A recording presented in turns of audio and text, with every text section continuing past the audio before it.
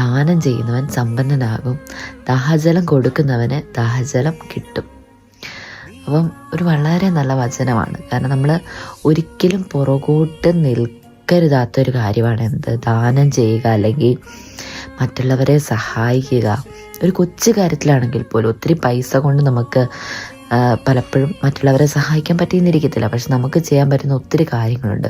ചിലപ്പോൾ ഒരു പുഞ്ചിരിയായിരിക്കും, നല്ലൊരു മൃദുവായിട്ടുള്ള സംസാരമായിരിക്കും, ഒരു മനസ്സിന് ആശ്വാസം പകരുന്ന ഒരു വാക്കായിരിക്കും.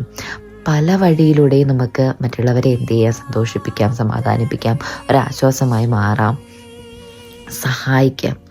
അപ്പം അത് നമ്മൾ എന്ത് ചെയ്യുക, ഞാൻ എപ്പോഴും എൻ്റെ ജീവിതത്തിൽ ഞാൻ നിങ്ങളോട് ഉറപ്പ് പറയുന്നൊരു കാര്യമാണ്, നമ്മൾ എന്തോരം ദാനം ചെയ്യുന്നു അല്ലെങ്കിൽ മറ്റുള്ളവരെ സഹായിക്കുന്നു അതിൻ്റെ ഇരട്ടി നമുക്ക് അനുഗ്രഹം ലഭിക്കത്തേ ഉള്ളൂ. എൻ്റെ അനുഭവമാണ്. നമ്മൾക്ക് ഒരിക്കലും എവിടെയും ദൈവം നമ്മളെ മുട്ട് വരുത്തത്തില്ല. കാരണം ഇപ്പം നമ്മൾ ഒരു സ്ഥലത്ത് പോയിട്ട് അയ്യോ എനിക്ക് പറ്റിയില്ലല്ലോ, എനിക്കിങ്ങനെ വന്നു പോയല്ലോ എന്ന് ചിന്തിക്കേണ്ട അവസ്ഥ വരത്തില്ല.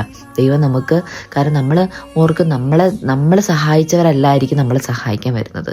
മറ്റൊരാളെ ദൈവിക കരങ്ങൾ നമുക്ക് വേണ്ടി എന്ത് ചെയ്യും, ഒരുക്കും നമ്മളെ സഹായിക്കാനായിട്ട്. ചിലപ്പോൾ നമ്മളെ അറിയാത്ത പോലും ഒരാളായിരിക്കും.